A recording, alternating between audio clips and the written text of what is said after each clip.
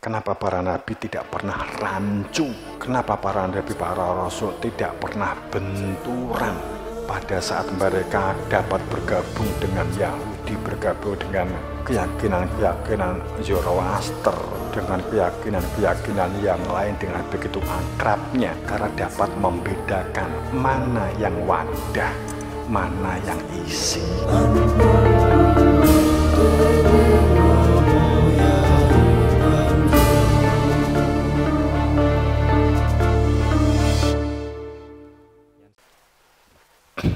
Oke, saya tutup kalimat ini. Tadi karena kita ngomong ulama, itu sudah kejawab ya.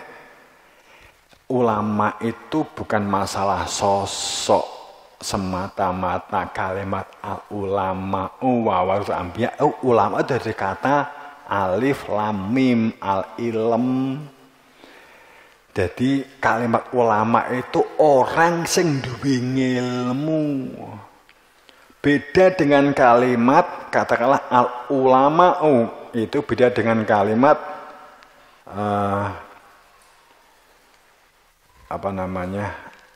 amal.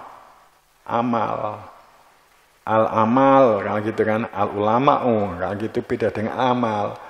Kalau amal itu wawasan, perbuatan, pikiran, itu amal perbuatan, pembicaraan. Itu beda. Ini pada saat kita berbicara tentang al-ulama, tadi kan di depan saya juga matur, kita memahami ulama itu wawasan-wawasan faraid, wawasan ahli waris dan seterusnya. Saya nggak akan jabarkan detail, tapi saya hanya ngomong begini. Banyak ilmu-ilmu syariat, ilmu-ilmu fikih itu munculnya setelah Nabi Muhammad wafat, bahkan jauh setelah Nabi Muhammad wafat.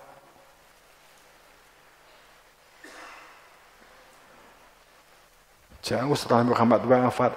Kalau munculnya sejak Nabi Muhammad wafat, nggak ada pertentangan.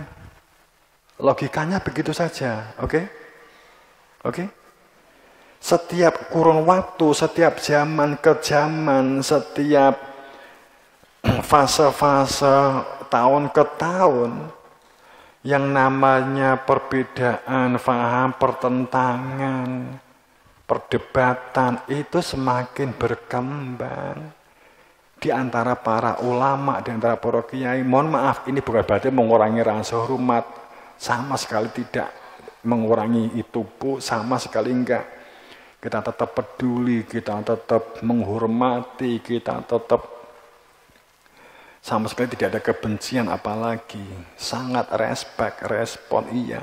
Kita hanya mengungkap di dalam Al-Quran fakta-fakta ini dan fakta-fakta sejarah bahwa sesungguhnya banyak muncul seperti zakat, ada yang berpendapat 2,5 kilo, ada yang berpendapat 2,6, ada perbedaan 2,71. Perbedaan ini kan sudah menunjukkan berarti para ulama itu kan tidak tahu persis. Bener nggak? Gitulah. Nggak tahu persis. Ya seharusnya logika kita harus berbicara. Cari yang tahu persis, yang jika ditanya tidak katanya. Kalau kamu tanya ke saya, bagaimana Pak Yai tentang faraid? Bagaimana Pak Yai tentang cara sholat yang benar? Kemudian saya ngomong, katanya orang dulu. Terus kemudian, maksudnya Pak Yai? Iya, ada bukunya orang dulu. Terus, Pak Yai kenal dengan orang dulu itu. Itu masalahnya. Ini gitu. Tapi sama sekali ojo skeptis, ojo negatif. Ini untuk membuka sebuah pikiran kita anggap sebagai edukasi. Karena konsep kehidupan inti dua, masalah lahir dan masalah isi. Ini konsep dasar, saya tutup dengan ini. Konsep lahir, Anda harus berbaik kepada siapapun, bersalaman kepada siapapun, berkuar-kuar berbicara kepada siapapun. Tapi isinya jangan tercampur dengan liur-liur mereka. Paham maksud saya? Kan gitu kan?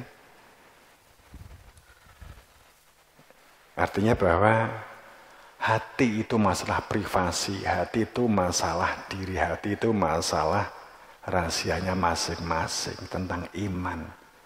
Akan tapi kita bersalaman kepada siapapun, kita hormat kepada siapapun, kita oke kepada siapapun, kita stop kepada siapapun. Kan gitu. Bersosial, bermasyarakat sebaik-baiknya. Ini memang yang diajarkan para nabi. Kenapa para nabi tidak pernah rancu? Kenapa para nabi, para rasul tidak pernah benturan? Pada saat mereka dapat bergabung dengan Yahudi, bergabung dengan keyakinan-keyakinan Zoroaster, dengan keyakinan-keyakinan yang lain dengan begitu akrabnya. Karena dapat membedakan mana yang wadah, mana yang isi. Tahu persis. Saat kita kebingungan membedakan antara wadah dan isi, berarti Anda tidak tahu esensi kehidupan. Paham? Nek kowe ora roh wadah karo isi, nek kowe ngombe gimana? Coba, kowe nek ora roh bedane cangkir karo teh ki nek mung ngombe piye? Yang terjadi apa? Geger. Mung masalah. Wi Habib duduk, wi Sayyid kuwi kan gitu geger. Wi tahlil, talqin, bid'ah, geger. Kan gitu. Kopiah ireng, najis gak ketok. Nah itu geger. Sopo ora bantu Palestina, berarti enggak Islam, geger kan begitu. Salah receh-receh begitu.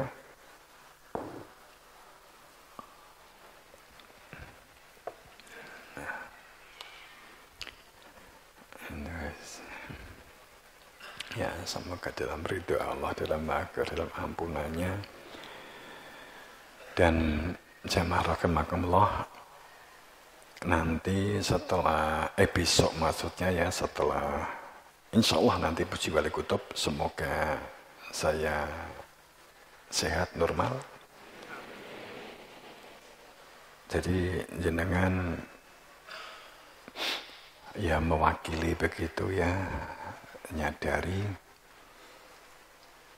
bahwa kita memohon untuk diberi kelancaran, kemudahan, dan kejelasan sistem dalam kehidupan ini untuk semakin dalam tatanan yang baik.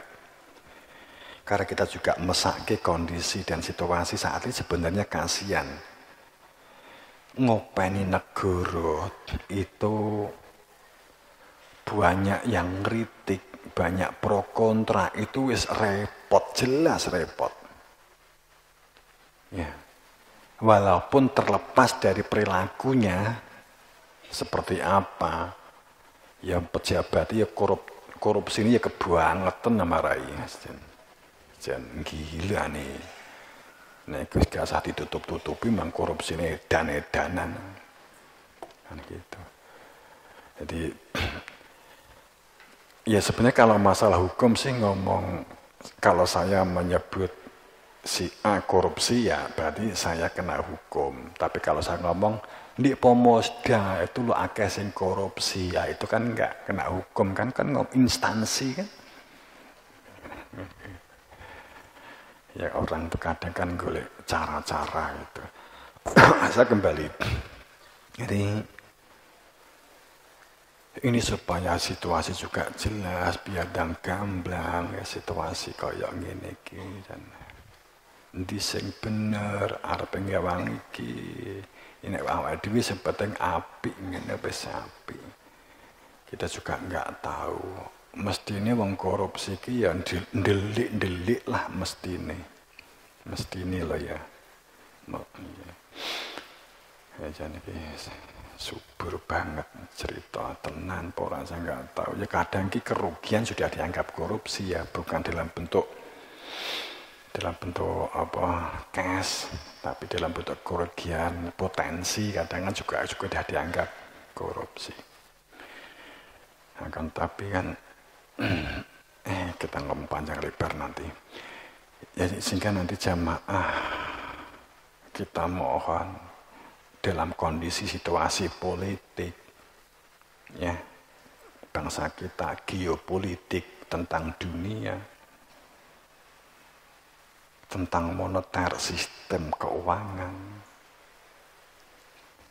kemudian tentang alam, ya, agama, nanti diudahkan kan. Jadi pada saat ini kita mohon untuk terwujud sebuah tatanan yang baik dan kebaikan. Makanya jenengan nanti kalau pulang di rumahnya atau yang melewati laut, karena ada yang melewati Lampung, naik kapal, popo, bisa nyebar garam ke laut, itu nguyai laut dalam pengertian asli, ben tambah asin. Jadi kemudian ya kalau nabur garam begitu, kemudian nanti membaca yang seperti Romo di awal tadi, membaca innahu min Sulaiman wa innahu bismillahirrahmanirrahim ala muslimin ping 3. Laqad ja'akum rasulun min anfusikum azizun 'alaihi ma anittum harisun 'alaikum bil mu'minina raufur rahim ping 3. Kemudian baca alam taro ila dikharij min diyarihim ping 3. Kemudian baca walau anak Quran surat bil jibal aqutan bil ardu aqul ma bil maut ping 3. Gitu ya. Terus ditutup dengan kalimat la ilaha illallah malakul haqqul mubin Muhammadar Rasulullah sawtikul wa'dul amin bismillahirrahmanirrahim la haula wala quwata illa billahil aliyyil azim. Pure. Paham lah? Paham? Kalau enggak nanti jenengan minta ke kantor pusat. Ke kantor pusat ben minta romo. Wong kantor pusat juga kayak krungu iki mergo. Nanti saya via ke kantor pusat. Nanti kan ada tim kerumah tanggaan juga biar bisa menginformasikan. Saya kira tadi itu dari awal, ya tentu Fatihah, dibuka dengan Fatihah. Fatihah, ridha Allah, bisafat Rasulullah kepada Guru Asito. Kemudian setelah itu membaca Laqad ja'akum rasul dan seterusnya. Innahu min Sulaiman wa innahu bismillahirrahmanirrahim muslimin 3 kali, kemudian alam taro dan seterusnya, kemudian wal Al-Quran surat bil dan seterusnya, kemudian baca la ilaha illallah haqqul mubin Muhammadur Rasulullah sawtikul wa'dul amin bismillahirrahmanirrahim la haula wala quwata illa billahil azim. Pure atau di wadah kecil diuncalke ke jalan ke gitu. Kalau enak rombongan ya enak sing nyebar kono, enak sing nyebar kono begitu sambil pulang.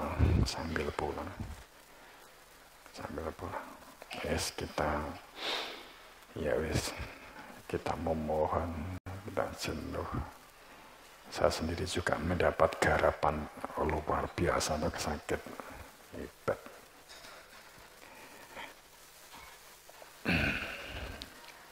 Semoga dalam ridha Allah, dalam maghfirahnya mendapatkan berber dan berkah saban Gusti Guru Fasitoh. Assalamualaikum warahmatullahi wabarakatuh.